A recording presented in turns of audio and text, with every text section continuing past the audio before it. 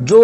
میدان میں کھڑی ہوئی عوام تھی وہ تو یہ نہیں سمجھے ہوں گے، وہ سمجھے ہوں گے کہ وہ جادوگروں نے سانپ بنائے تھے اور انہوں نے اژدھا بنا دیا تو یہ بڑا جادو ہو گیا۔ لیکن ہر بندہ اپنی فیلڈ کی لیمٹس کو جانتا ہے۔ تو جب جادوگروں نے دیکھا کہ موسیٰ علیہ السلام نے عصا کو ایک اژدھا بنایا ہے تو انہیں معلوم تھا کہ یہ جو معاملہ ہے یہ بیونڈ دا جادو ہے، اس لیے وہ فوراً اللہ کی بارگاہ میں سجدے میں گر گئے اور انہوں نے ایمان کا اقرار کیا کہ ہم موسیٰ اور ہارون کے رب پر ایمان لاتے ہیں۔ اب فرعون نے کہا قال آمنتم لہ قبل ان آذن لکم، کیا تم ایمان لے آئے ہو اس سے پہلے کہ میں تمہیں اجازت دوں؟ گھمنڈ سے کہنے لگا کہ بلایا تمہیں میں نے، میدان میں جمع کیا تمہیں میں نے، انعام و کرام دیا میں نے، اور مجھ سے پوچھے بغیر میری اجازت کے بغیر ایمان لے آئے ہو؟ انہ لکبیرکم الذی علمکم السحر، اور اب اس نے ایک بہانہ بنایا، چال چلی اور حضرت موسیٰ پر الزام لگایا اور کہا ان جادوگروں سے انہ لکبیرکم فالقی السحرۃ سجدا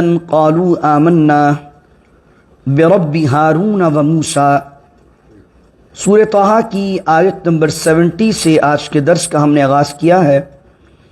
اللہ رب العزت ارشاد فرماتا ہے فَأُلْقِيَ السَّحَرَةُ سُجَّدًا، اور جادوگر سجدے میں گرا دیے گئے۔ جب حضرت موسیٰ علیہ السلام نے اپنے عصا کو جادوگروں کے سامنے ڈالا فَإِذَا هِيَ ثُعْبَانٌ مُبِينٌ، اور وہ اژدھا بن گیا،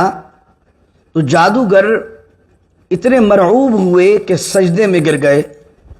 اور کہنے لگے قالوا آمنا برب ہارون و موسیٰ، ہم ایمان لائے ہارون اور موسیٰ علیہم السلام کے رب پر۔ اب فرعون کے جو درباری تھے اور جو میدان میں کھڑی ہوئی عوام تھی وہ تو یہ نہیں سمجھے ہوں گے، وہ سمجھے ہوں گے کہ وہ جادوگروں نے سانپ بنائے تھے اور انہوں نے اژدھا بنا دیا تو یہ بڑا جادو ہو گیا۔ لیکن ہر بندہ اپنی فیلڈ کی لیمٹس کو جانتا ہے۔ تو جب جادوگروں نے دیکھا کہ موسیٰ علیہ السلام نے عصا کو ایک اژدھا بنایا ہے تو انہیں معلوم تھا کہ یہ جو معاملہ ہے یہ بیونڈ دا جادو ہے،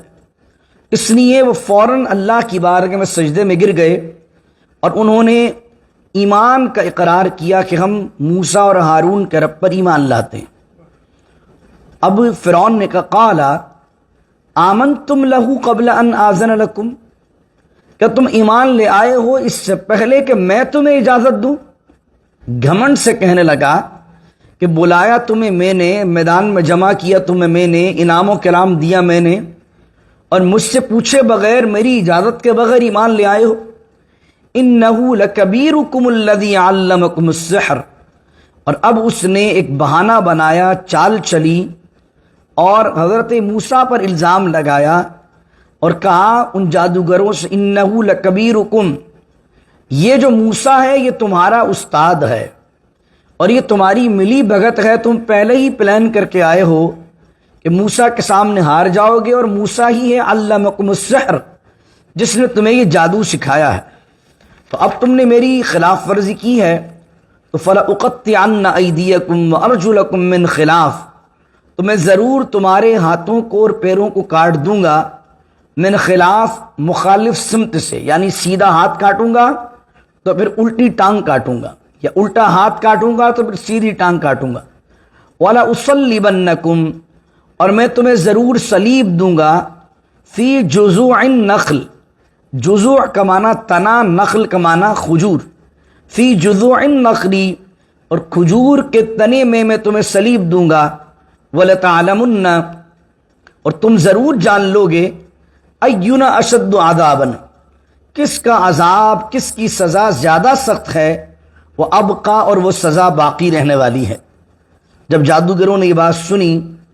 تو ان جادوگروں نے جو ایمان لے آئے تھے کہنے لگے قالوا لن نؤثرک، وہ کہنے لگے ہم ہرگز ترجیح نہیں دیں گے کسی چیز کو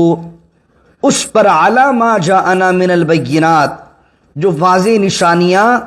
ہمارے پاس آ چکی ہیں، اب ہم اس پر کسی چیز کو ترجیح نہیں دیں گے۔ والذی فطرنا، اور ہمارے پیدا کرنے والے کی قسم جس نے ہمیں پیدا کیا ہے، فقد ما انت قاد، تو فیصلہ کر لے جو فیصلہ کرنا چاہے۔ اب آپ دیکھیے ایمان کا عالم دیکھیے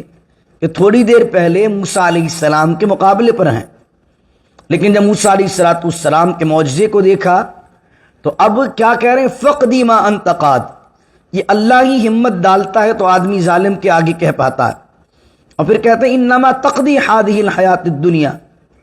تو جو بھی فیصلہ کرے گا وہ دنیا کی زندگی کے متعلق ہوگا،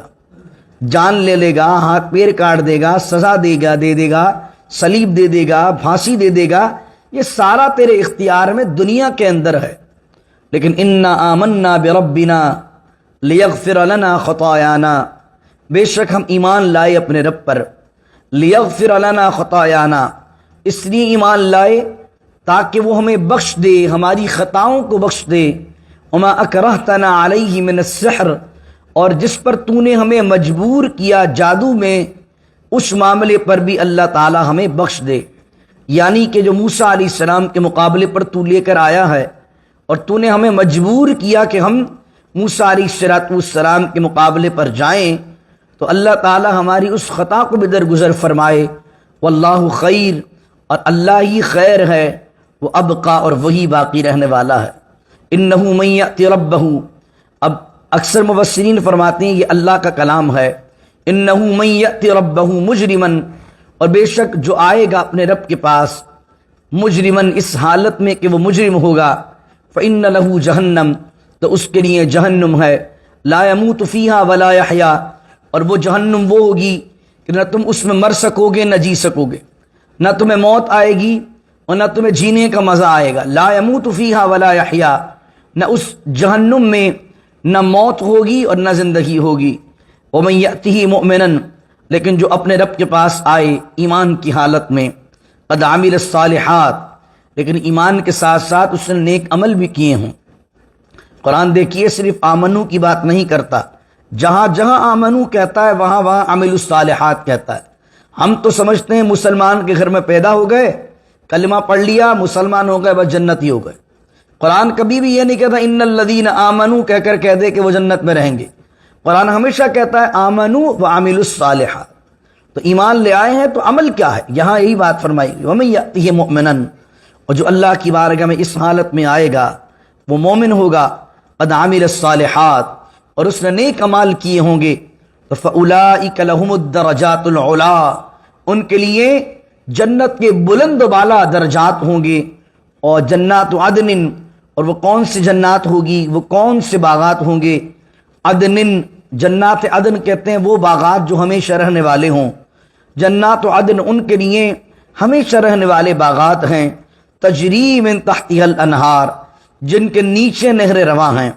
میں نے آپ کو اس سے پہلے بھی بیان کیا تھا